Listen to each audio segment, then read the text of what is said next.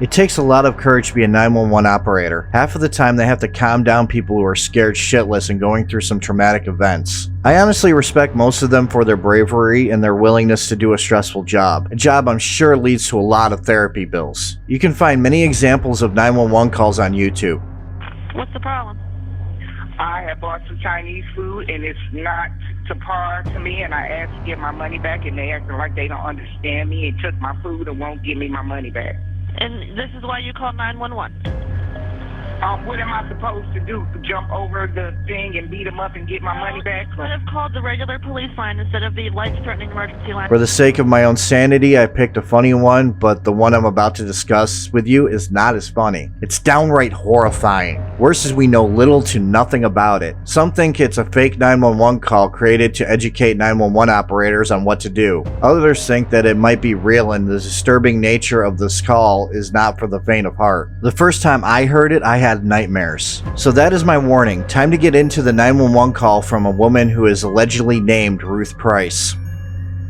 I am going to play the audio in full and not go into analyzing it just yet. I want you to get an idea for the call before I go into anything about it. This call is disturbing, so this will be like ripping off a band-aid. Get the worst part out of the way. This is Ruth Price of 3877. What's the problem, ma'am? Oh, well, there's some guy been checking the place out. How?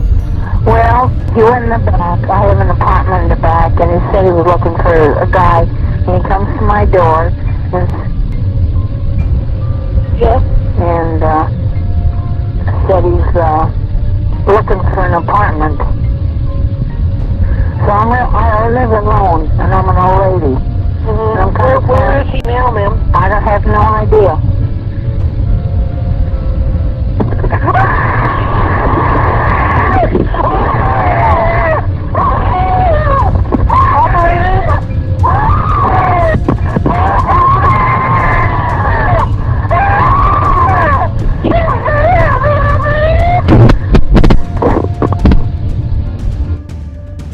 So now that you're probably paranoid at this point and locking your doors, let's look at the call itself. Ruth Price, an elderly woman who called 911 because a man came to her door acting strange. Sounding disturbed by her interaction with the man, she tells the dispatcher she lives alone. The dispatcher rudely interrupts Ruth before Ruth can give her Ruth's address. When the dispatcher asks her if she could see the man, she tells the dispatcher she doesn't. She seems distracted by something, as if she saw something and was investigating. Then she yells, and the sounds of the attack are slightly audible over the sounds of the screams. You can also hear something hitting the receiver. You can find this clip online everywhere with discussions, even find a picture of a woman who died in 2015 with an eerily similar name.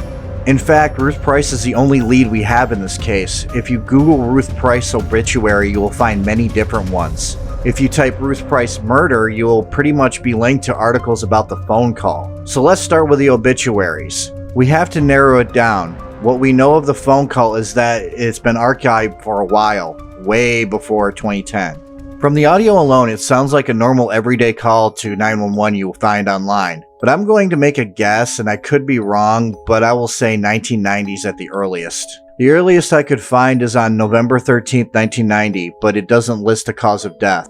This Ruth Price was an old lady at 84, but this Ruth Price was listed as died in a hospital. But there is one thing that Scare Theater found worth looking into, so I'm going to play the clip now. But as the discussion moved over to Reddit, a clever user was able to use a people lookup website to find a record of a woman named Ruth Price who died in 1994. The house number on her most recent address was 3877. This is the exact residence number that the Mrs. Price in the 911 call gave the operator before being cut off. This is Ruth Price of 3877. What's the problem, ma'am? The timeline would also be a good approximation as to when this phone call was made. I did more digging into this person, but unfortunately, I was not able to find any useful information about her using any lookup databases. So does this mean it's real? Well, there's a lot of coincidences to consider. The number lines up to the one that Ruth states when she was cut off by the operator. The time frame fits, as on Reddit someone claimed to have heard this audio in the early 1990s as part of a training exercise. There are two trains of thought on this. The one that thinks it's real, and the other one that thinks it's fake. So let's look at both arguments. The side that thinks it's fake have logical reasons for thinking so. For one, the audio is always steady. If you're in a fight for your life, you wouldn't hold on to your phone. You would drop it, and the sounds of your screams would be distant and echoey. You don't get that in this phone call. There is no news coverage of this. Looking through archived news articles is a dead end, especially since where this came from has become a bit of a confusing mess.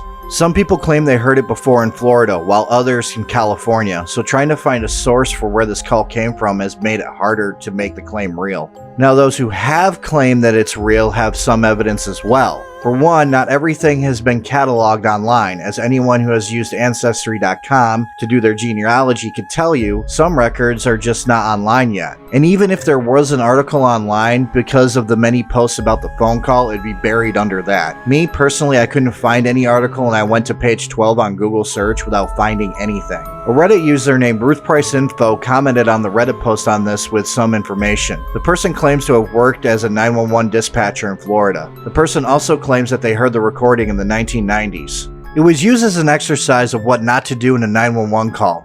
The operator in the Ruth call cut off Ruth before she can give her address. Normally when you call 911, they ask your location. This didn't happen in Ruth's case. The person in the Reddit post also refutes my earlier claim of it being from the 1990s at the earliest, claiming it came from 1988 and the prowler was never caught. That also debunks the two Ruths that I mentioned earlier because they died in the 1990s. The person claims that they were told it was 100% real. The person links a page that corroborates their evidence. The link leads to a forum called officer.com, but I am warning you, it doesn't link to the post discussing this. You have to do some digging. But if you find it, there's a user named HNDLC3 that backs up Ruth Price Info's claims. But they could be the same person trying to spread around the claim that it's real. But the one thing that I do know, if this phone call is real, that dispatcher probably got fired. I am on the fence on this one. Part of me thinks it's real, something I can't explain, but maybe it's just because of the guttural screams and the feeling of something bad just happened. But part of me thinks it's fake and that it's made to show what not to do as a 911 dispatcher. There have been 911 dispatchers who seem to not care, and you can find many who have done the wrong thing. But there is a hint of stage to this that makes me on the fence. It's the screams. The screams are steady, like Ruth is holding the phone the entire time. As I've stated, if you're fighting for your life, holding a phone isn't top priority. Some will argue speakerphone. Well, that doesn't sound like a speakerphone. When you're on a speakerphone, background noise is louder, and this, you don't hear anything in the background. While I'm on the fence, if you asked me if I thought it was real or fake, I would probably still say fake. But my opinion can be changed. I'm open-minded enough for that. But with the lack of anything other than a 911 call and forum posts, I have to label this as fake. But that is just my opinion. My opinion doesn't mean that the mystery is solved. So look at this with an open mind and tell me what you think.